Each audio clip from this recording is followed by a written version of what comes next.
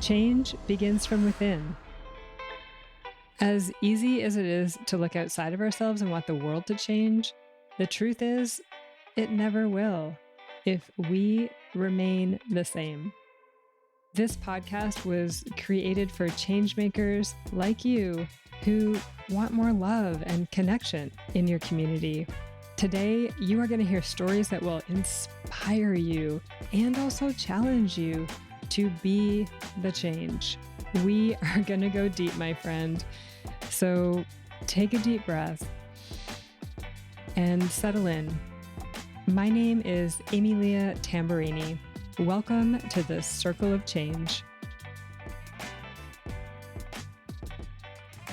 Hello, change maker. Welcome to the fall season of 2022. I am elated to be here with you as we go into one of my favorite times of year. I have been having conversations with folks that we are going to trickle in throughout the next few weeks. And I want to let you know that you are in for such a treat. I mean, I think I've probably said that before in other seasons, but it's very clear to me that we are evolving and every season is different. Every season has its own flavor.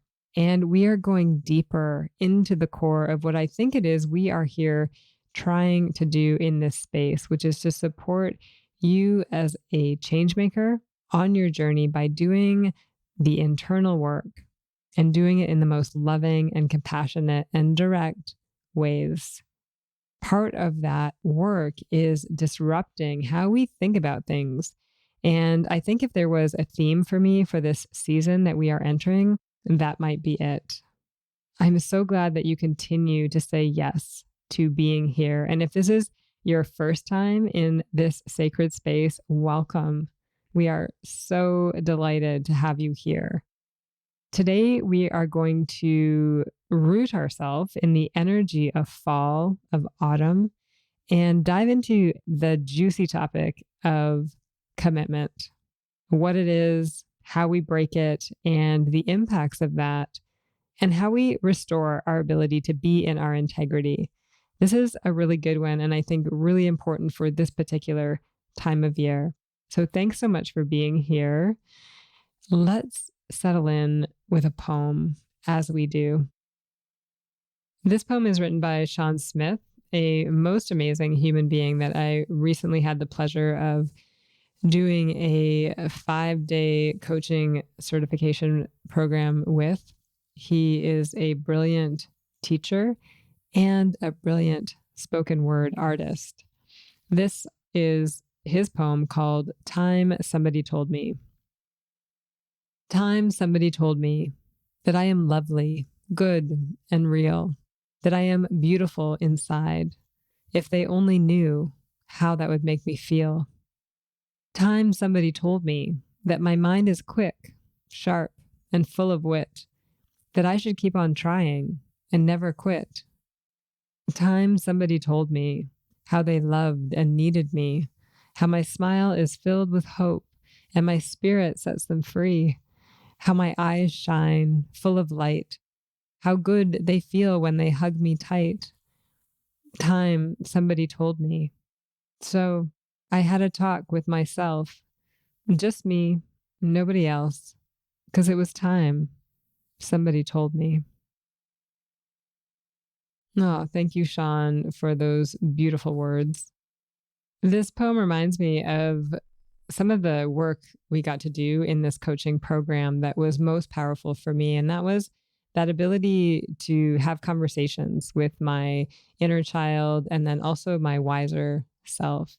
And in all the coaching I've done, I feel like those moments have been the most powerful when I get really centered and really picture that little girl in me and be able to speak with her, to listen to her, and then also receive the wisdom from the higher version of myself, which is also within me.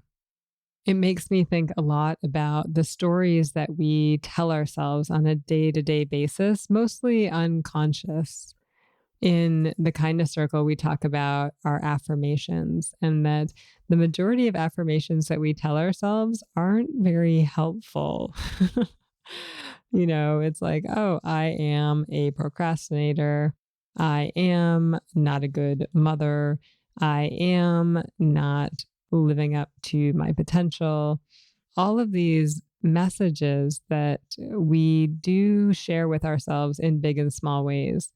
And this poem really brings back home that message of it is my responsibility to tell myself who I truly am. And when I put that responsibility on other people, it's actually quite painful, both for the other person and for myself. And it's so disempowering.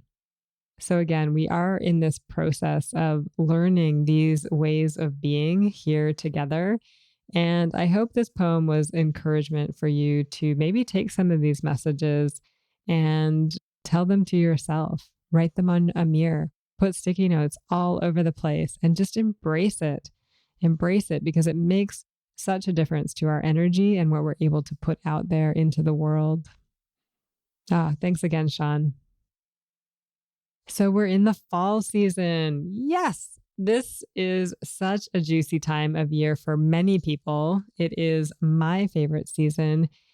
It's cozy sweaters and boots and scarves, and I can start wearing my toques again. It's also beautiful sunrises and sunsets that I actually get to see. And colors. Oh, there are so many different colors. It is also the returning or real noticing of the darkness here in the Northern Hemisphere and up in Canada. I love the darkness. For me, it has become a comfort. And I'm actually less comfortable in the summer season when it's all exposure and energy output and, out and about doing a lot of adventuring, which is super cool. But I always find myself quite exhausted at the end of summer. I don't know if you are feeling that way as well as we come into the fall. I think it's one reason why I embrace the fall, though, because that return of the darkness really is a permission for me to go inward, to invite those spaces back into my life where there is calm, there is space, there is time for reflection and writing and doing nothing, really. This time of year, the fall, from a nature perspective, is a harvest time. We just had the harvest moon here. For us as change makers, that's a time to acknowledge our growth and our expansion as part of our natural evolution. So, taking that time to look back a year from now, September 2021, how is it that you have evolved? What is it that has changed since then? And really celebrating this, because in this world that we live in, we are not meant to actually stay the same. We have these beautiful cycles to remind us of this: the growth stage of summer, the harvesting stage of fall, the death in winter, and then the rebirth in the spring. These cycles are all around us, but they are also within us. If this wisdom doesn't land with you, that is okay. Because for centuries, my culture, anyways, which is white, cisgender, European female, settler, have been so detached from the cycles, so separated from all that goes on around us, with the dominant thinking that nature is out there and I am separate from it. This separation is what I have come to know as the root of all pain, all division, all dysfunction in our world. But that's not what we're going to unpack today. I just want to acknowledge that there is a change happening. It's very visceral. We can feel it and we can see it. All of our senses are picking up on it. The smells are also changing. And I just want to acknowledge that I honor whatever it is that you are feeling in this moment about this change. So let's dive into the topic for today, which is all about commitment.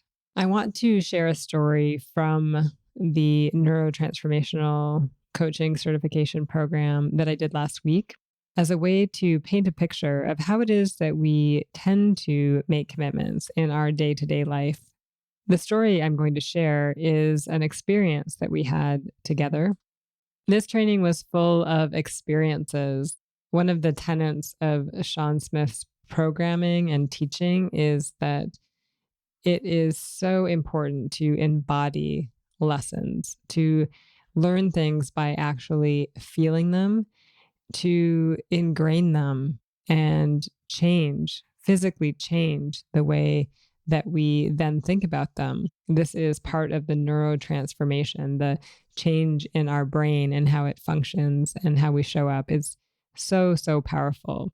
What they did was they had a list of commitments on day one, and it was a long checklist that we reviewed, and each of us printed it off, checked all the commitments that we were going to agree to, how it is we were going to show up mainly for the rest of the week. And then we had to sign it and send it off. So very official. And the commitments looked like, let me give you some examples. So they were like, be present and on time for all sessions. Be responsible for my own nourishment between breaks. Be respectful of the presenter and not engage in private messaging or be on social media platforms. Things like this. So I went through this list and checked 14 out of the 15 commitments. Now, there was a part of me that knew probably wasn't actually going to adhere to all of those 14, but I did it anyways. I tricked myself into thinking that it was aspirational and that maybe this would motivate me to actually do and adhere to the commitments that I filled out. So at the end of the week, we have a day left, and they ask us to bring the commitments back out and say, okay, let's check in. How is it that you are doing with these commitments? And it turned out that only 4 of the 40 or so people actually adhered to the commitments that they checked off at the beginning of the week. A very small percentage, right? And then, so we got to feel that discomfort of going through that experience and kind of being called out, not in a negative way, that we signed a document, we said we were going to commit, and then we didn't. But they unpacked it in such a beautiful way. And it's those nuggets that I want to share with you so that you have an opportunity to really look at your life, especially in this moment now. We're coming into the fall season, and there's lots of different things we might be committing to, whether it's new programs or new classes or getting together with friends for dinners or calling our parents or whatever it happens to be. There tends to be that energy, right? We're like signing up for classes for school. And that's kind of what we can carry into our adult lives as well, that pattern. So it's a good time to pause and really think about what it is that we are committing to and what that has to do with being a change maker. Let's use an example to bring this home. And I'm going to use the example of a birthday party, going to a birthday party, because this literally just happened to me last week. I had said yes to a birthday party invitation. In that moment, when I said yes, I had looked at my schedule and saw all the things that I was getting up to. And there was a part of me that knew inside that I was going to not show up to this birthday party because I knew I was going to be fatigued by this point. But I said yes anyways. I even went so far as to make plans with somebody else to meet up with them there and to catch up. An hour before the birthday party, when I was physically and mentally and socially exhausted, I sent an email to the birthday person and sent an email to my other friend and said I wasn't coming. None of that felt good because I knew multiple days earlier that realistically, I was not going to be going to this birthday party, or if I was going to be going, I was not going to be fully present and available, which I don't really like to do. I was also not going to be honoring what my internal body needed in that moment. So instead of being in my integrity, taking a moment to pause, to consider, to look realistically at my calendar and say what it is that I really truly wanted and needed to say, I said yes. And there are many, many reasons why we do this. Potentially, you're thinking of an example in your own life where you have said yes, where really you meant no, or you said yes, but there was a big part of you that knew most likely you weren't actually going to show up and do the thing. For me, the reasons for saying yes, certainly in my lifetime, have been things like that sound like, oh, I should do this, or maybe I am seeking approval, wanting to be liked, or maybe I am people pleasing. All of these are fear based activities where validation is coming from an external source. So, this is all well and good. The impacts of this experience for me a couple of weeks ago was that I simply just didn't feel good about myself. But the impacts actually go much deeper than that. And that's what I want to unpack here right now. There's a number of things that happen. One is that whether we like it or not, our trust, our integrity has been diminished in that moment. Every single time that we say yes and then don't follow through on something, that other person is not going to trust us to the same degree as before that we will actually do the thing. And even though in some ways it's become a cultural norm to not follow through on commitments, at the core level, we are diminishing trust in ourselves.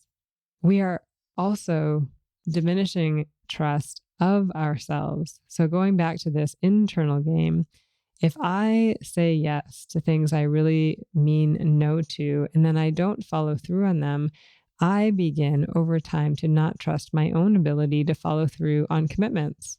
And that has detrimental impacts, especially as an entrepreneur. I can set goals and not be as effective as achieving them because I have set myself up to not follow through on any of them.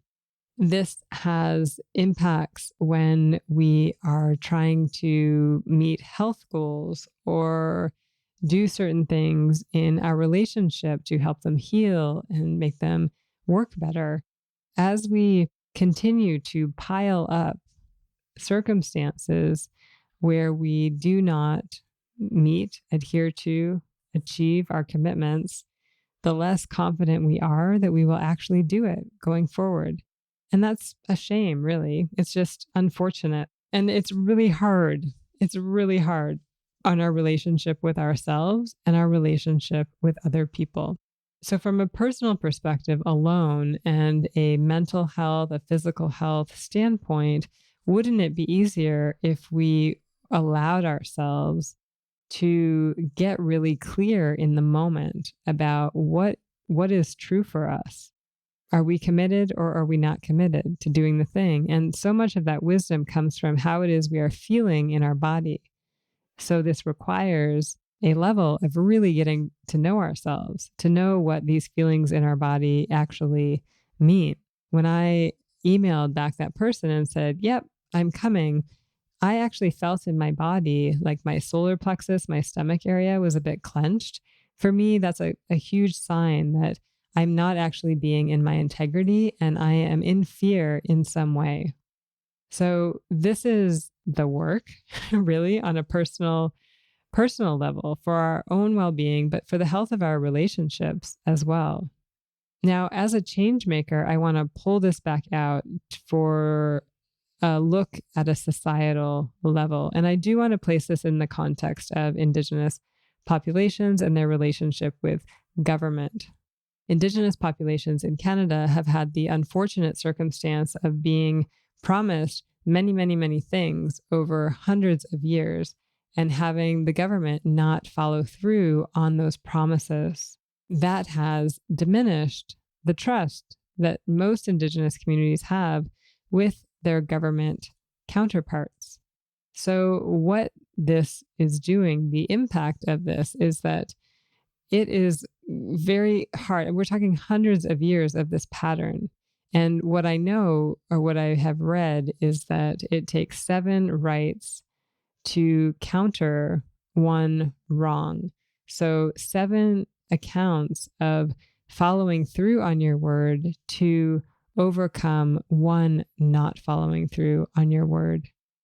If I think about it, I don't know what the literature actually says, but I think that's true for ourselves too. Like not only how other people relate to us, but how we relate to ourselves. So if we break one of our commitments, maybe it takes 7 following through on our commitments to believe ourselves again, to reestablish that trust in ourselves. So coming back to Indigenous communities, often I'm still hearing people saying, well, why can't they get over it? Or when governments make a promise, there's like confusion over why there's no trust in the community. Oh, well, that wasn't me, that wasn't my government, that wasn't our department. It doesn't matter. It doesn't matter because the government represents a big institution that has created a lot of harm and trauma in Indigenous communities. It creates a huge issue on so many levels. And if we really start to unpack it and we think, okay, so a government is made up of a whole bunch of humans. And just because maybe there's a leader at the top that is like the figurehead of all the decisions, the government employees are the ones that are implementing and actioning what it is the government is promising to do. So there's like so many layers of where this can go wrong because there's so many humans trying to reestablish this relationship of trust. What that means is that even though we have amazing reports like the Truth and Reconciliation report that have a whole bunch of commitments in it, it means that as a society and as government institutions, there is not a lot of stable ground there that we're standing on. There's not a lot of trust. And so when building relationships with Indigenous communities, that has to be the perspective, the context with which you step into these situations to understand that there is no foundation of trust and that cannot be an expectation. I mean, that is something that you could carry over into any of your relationships, to not assume that today there's trust, and just because today there's trust, that tomorrow there will also be trust. It's not actually viable. But most definitely, when we are working across cultures and there are historical traumas, this has to be front and center. For us as change makers who are working in these contexts, what that means is that the more that we hone our integrity and our follow through on our own commitments, whether that is in our professional life or our personal life or our community life, the better we are equipped to build relationships and bring in that essence that is actually trustworthy. Because if we walk into a situation and we are not trusting of ourselves, we will give off that energy. Then we have to work through that, and it creates barriers. This commitments conversation, I think, is very important, not only for our own personal health and well-being, the health and well-being of our relationships, but also for the work that we are doing across cultures and when I say cultures, it doesn't necessarily mean like ethnic backgrounds. If you're working across departments that have different organizational cultures, it's the same thing. I have worked in many circumstances where health departments, for example, were trying to work alongside other departments, the environment and housing and social. And the relationships were such that there wasn't trust present because of past circumstances. And so we had to do a lot of work in the beginning to build the relationship between the departments, to reestablish some sense of security that we would be okay and it would be messy, but we would do it together, and that people will actually follow through on their commitments. But it takes action, and it takes repeated action.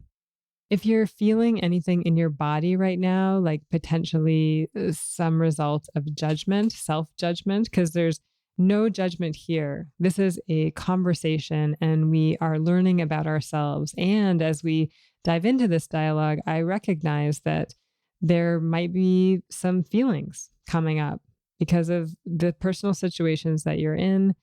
And that's okay.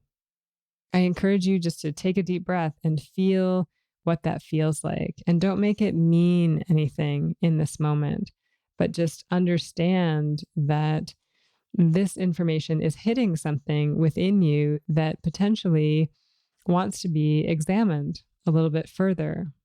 So, finding those spaces where you can explore, whether that's journaling or going into a circle and speaking it out loud, or whether it's seeking support through another way. But it is important that we do these practices of recognizing and doing it in a safe way. That doesn't mean it's going to be pain free, because as I was fully supported in understanding last week, transformation does not actually happen without painful moments. And sometimes it's painful to recognize that people don't trust us and we don't trust ourselves. So walking forward with compassion is so, so important. It takes courage. It takes courage. That's why not everybody is sitting here in this circle with us, because there's only a certain type of person that is willing to look inside themselves and understand that change starts here within. And that brings me back to Sean's beautiful words at the very beginning through his poem. It really is about us committing to ourselves. That's what all this is. Here's the invitation to take a moment and look at what it is you have committed to recently. And maybe these are events in your calendar. Maybe these are promises you have made to your partner or your kids.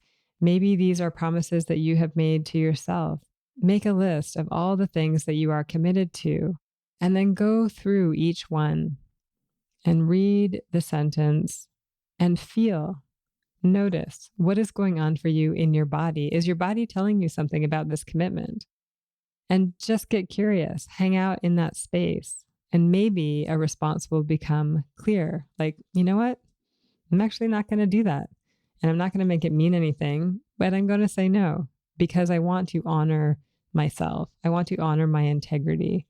I want to make sure that I continue to build my self-esteem and also build trust with those around me.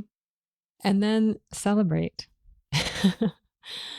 Because this is amazing work. It might seem, I don't know. I mean, I don't know how it seems to you, but for me, this just feels so essential and like an opportunity that is so ripe for us here in this fall season where commitments are abound. All right. So those are the questions to explore this week. Thanks so much for being here and being willing to be in this conversation. I think it is so important. All right. In closing, I want to let people know, if you didn't hear in our last episode, that we now have an opportunity for you to be able to support Circle of Change by annual or monthly sponsorship. We know that the work that we do here together in Circle is changing lives, and we want to make sure that it gets out in broader circles. And we also want to make sure that we are constantly improving your experience as the listener, and those dollars that you're able to provide support every single action in that way. So thanks so much. We will put the link in the show notes. I also want to plug once again our amazing guest next week, Madeline Shaw. This woman, she's a quintessential change maker. I love the topics we get into. We get a lot into period poverty and the menstrual cycle and the honoring of this time of transition in a woman's life and the cultural norms around that and how Madeline is really trying to shift. Like she's not trying to, she is shifting the way in which our society and girls and women experience this beautiful, natural, important part of who we are. This was a really eye-opening experience for me, one that was quite visceral at many times. And I'm so delighted that I get to bring this conversation to you next week. So please tune in next week. We will have already experienced the fall equinox, which is super exciting. And it's just going to be amazing. It's going to be amazing. Thank you so much for being here. Thank you for being who you are. Thank you for being courageous enough to call yourself a change maker. I will see you next week. Ciao. I'm now passing the talking piece to you. If you feel called to put your voice in the circle, please head to humconsulting.ca/podcast and share your story there. I cannot wait to hear what has come up for you as you have listened to what has been shared here today. I wish you love and joy beyond your wildest imagination. Thank you so much for being here in the Circle of Change. I also want to express my gratitude to the following peeps. Circle of Change is recorded on the ʷəŋən territories, and I am so grateful to live on this land. Our opening and closing music was created by the talented E-Roll Beats. You can find his creations at erollbeats.com. And special thanks to my coach, Mary Chan of Organized Sound Productions, for bringing this podcast to life. Until next time, ciao.